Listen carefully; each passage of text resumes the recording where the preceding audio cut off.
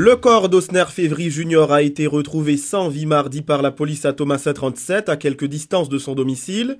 La police privilégie en attendant les conclusions de l'enquête scientifique, la thèse d'un suicide, une arme ayant été retrouvée auprès du cadavre qui portait la trace d'une blessure au niveau de la tempe.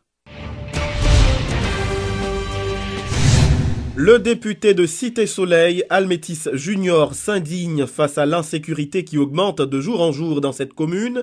Réputée d'être une zone d'incubateur de violence à Cité-Soleil, notamment à Simon-Pelé, la population est aux abois. Les affrontements entre gangs rivaux font presque chaque jour des morts. En effet, le parlementaire s'insurge contre ces actes de banditisme quasi quotidiens. Almétis Junior responsabilise les autorités policières qui, souligne-t-il, sont conscientes de cette situation chaotique mais n'ont rien fait pour la freiner. Par ailleurs, le parlementaire se dit persuadé que la police est derrière les actes de violence répétitifs à Cité-Soleil. Il y a un quartier qui est Simon Pelé, qui en dit au voisinage de Cité-Soleil. Zone ça, son zone terrible, il y a pile problème. C'est les gens qui ont des armes fait la loi dans la zone ça. Et les gens mourent chaque jour, bon Dieu mette, et ceux-ci mourent au pluriel. En pile monde, en pile citoyen obligé de quitter Caillou. En pile citoyen a dormi en bas pont, en bas l'église. En pile monde marron qui te zone là parce que moun pas ka passer, yo pas gen monter, pas gen descendre. Les dimanche l'église pas ka fonctionner. Aucun monde pas ka fréquenter zone là. Son zone qui était hautement commercialisée. Moun qui connaît zone là bien mais personne pas ka fréquenter.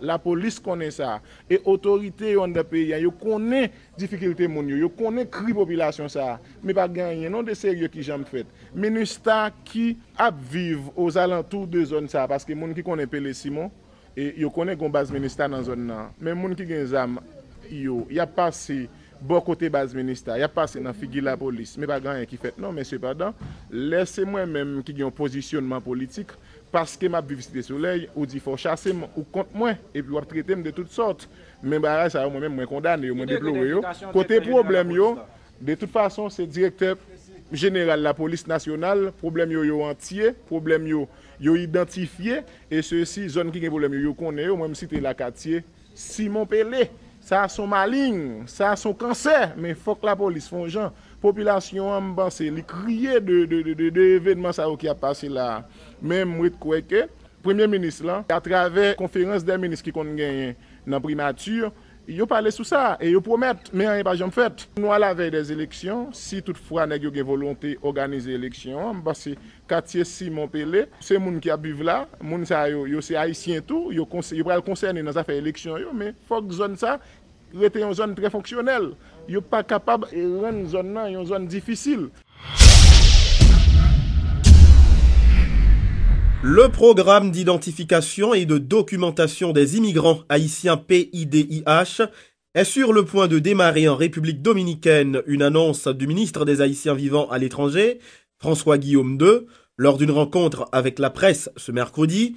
Pas moins de 300 000 Haïtiens vivant en République voisine recevront des documents d'identification dans le cadre de la mise en œuvre du PIDIH, a fait savoir le titulaire du MAV.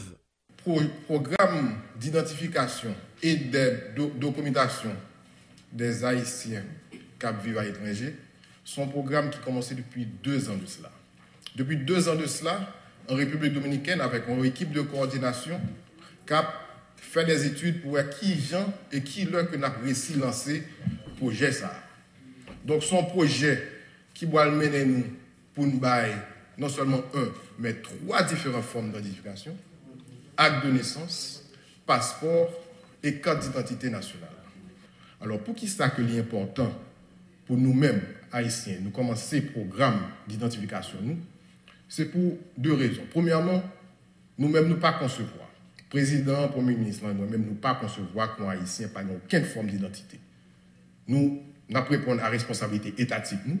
Mais l'important pour chaque grand Haïtien, il y a une forme d'identité haïtienne pour qu'il marche fier, pour dire que c'est haïtien, pour ne pas travailler ou bien pour ne pas évoluer dans l'obscurité dans le pays étranger. Parce que là, évoluer dans l'obscurité ou sujet à toute forme de différentes contraintes. Et deuxièmement, projet régularisation République dominicaine a commencé déjà en juin et l'a prend fin en mai. Ça veut dire de juin jusqu'en mai, le gouvernement dominicain promet nous pas que pas aucune déportation, ceci pour bailler tout immigrant, tout étranger opportunité pour y rentrer dans le programme de régularisation par eux. Mais pour y entrer dans le programme de régularisation par eux, il y a besoin au moins d'une forme d'identité.